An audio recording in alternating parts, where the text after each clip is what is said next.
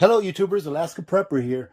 Ladies and gentlemen, I like my Aladdin lamp so much that I'm going to figure out today how much kerosene or lamp oil, whichever you decide to use, would it take for me to use my Aladdin lamp all year long. Now keep in mind that here in Alaska, about 6 months of the year, we have a lot of darkness. So those are the times of the year that we'll be using it the most. About 4 to 5 months of the year, I would say, we have nothing but sunlight almost all day long. Or I would say enough sunlight to where we could just operate in our homes with the sunlight coming in or the light coming in from our windows.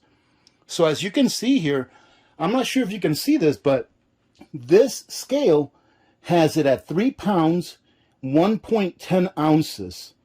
And I just filled it up almost all the way to the top. So we are probably about 30 ounces of fuel, of kerosene in there, and it's weighing in at 3 pounds, 1.10 ounces. So what I'm going to do now is I'm going to light it up. I'm going to let it run. I'm going to be in the bunker here probably for about the next 2 or 3 hours. Right now, as you can see, it's 9 o'clock in the morning. It's actually 8 o'clock in the morning. This is 1 hour ahead because I never reset it after daylight savings time. But we'll show it by this one, 9 o'clock in the morning. And then when we come back, we're going to go ahead and reweigh this to see how many ounces of fuel it used up in the time allotted. And then we'll do a little bit of AP math and see about how much fuel I would need for an entire year. And then that way you can go ahead and use those calculations for yourselves to see how much you would need, depending on how much usage you would get out of an oil lamp or an Aladdin lamp in specific to light your home during the dark months of the year. So I'm going to go ahead and take the mantle assembly off. I had already loosened it, and I am going to light the wick. Now we'll go ahead and wait a few minutes before we put our mantle assembly back on. All right, now that we have a pretty steady flame, we'll put our mantle assembly on. And boy, as soon as you put that flue on, you can feel that heat coming right off. All right, so I'm going to go ahead and take it off the scale.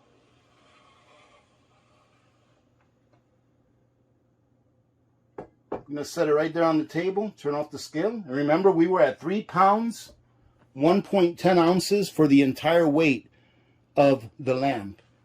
Now let's go ahead and see if we can turn it up. Too high.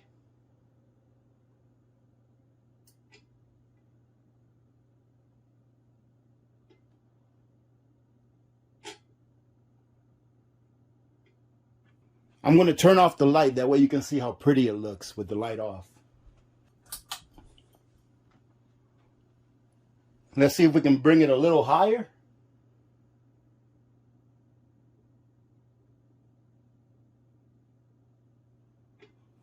I think the reason why some spots are burning brighter than the others is because my wick needs to be cleaned.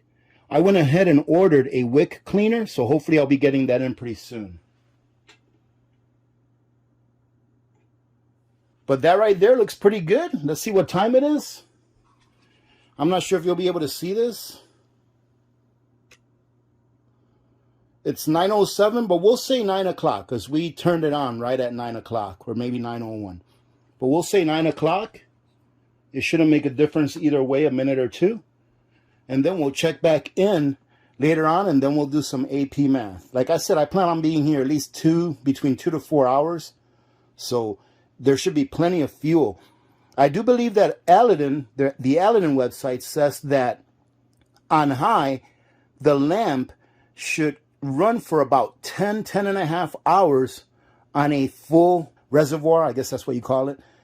But that one right there is probably missing about 2, maybe 3 ounces. So this should technically be able to run at least, I would say, a good 9 hours. But we're only going to run it for about between 2 and 4 hours, see how many ounces it used. And then we can go from there and be able to say about how long it'll run and how much we'll need for a year-long supply. All right, ladies and gentlemen, it has been 3 hours since we started. If you remember on this clock, it was 9 and now it's 12.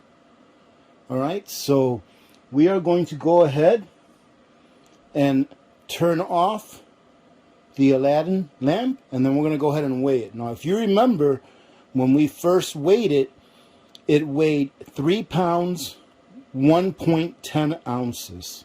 So let me go ahead and turn it off. I'm not sure how many of you have seen how to turn this off, but you just don't blow into it. You have to blow, well, let me show you.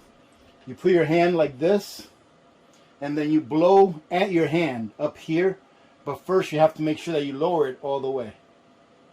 We're going to go ahead and lower it all the way. There you go. Now you put your hand like this, and you just give a hard blow right here.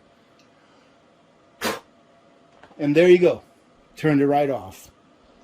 So now I'm going to go ahead and turn on the light, and then we're going to go ahead and put it on the scale and weigh it, and we'll see how much fuel I will need. And you can do your own calculations if you have an Aladdin lamp to see how much fuel you will need for a full year. All right, I'm going for a full year here, ladies and gentlemen. All right, so let's go ahead and turn on our scale. Let's let it zero out. All right, it's zeroed out, and it's in pounds and ounces. I cannot believe that it only used that little bit of fuel for the 3 hours that I had it burning. What in the world? That doesn't make any sense. There's no way that this thing only burned 1/10 of an ounce in 3 hours. Let me go back to the beginning of the video and see what I'm doing wrong. Ladies and gentlemen, I bet you some of you caught this. I bet you some of you caught this mistake that I made. When I weighed this initially, it did not have the flue on. It didn't have the flue on. So let me take the flue off. Oh my goodness. I was thinking here for a second that I had a magic Aladdin lamp. Now that's a little better. So we started off with 3 pounds, 1.10 ounces, and we are now at 2 pounds, and let's say 12 ounces, okay? Because it keeps switching between 11.95 and 12. So let's say 12 ounces. 2 pounds, 12 ounces.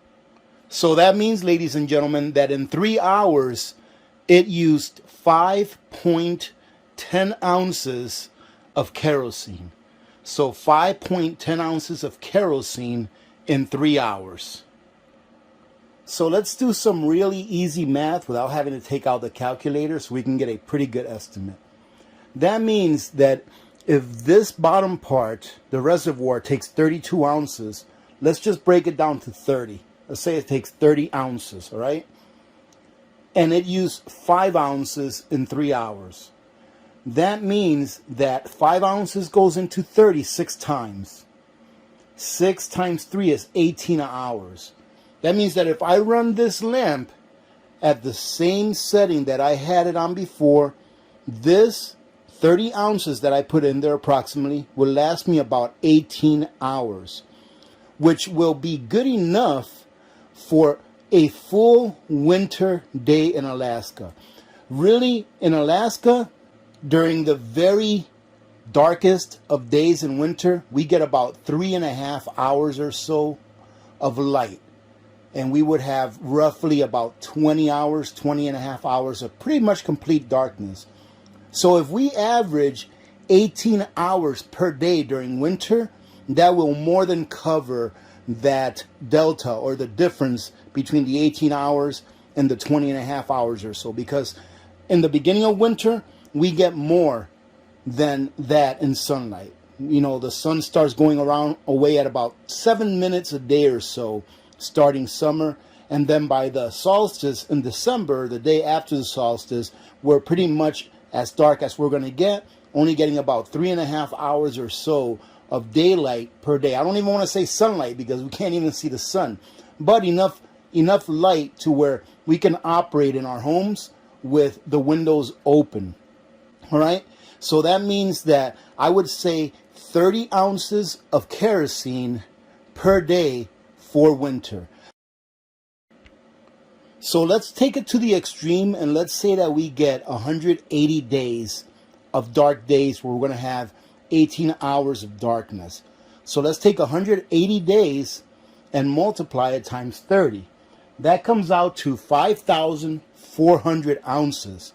Now, when you take 5,400 ounces and divide it by 128 ounces, which is what's in a gallon, you come up with just a tidbit over 42 gallons.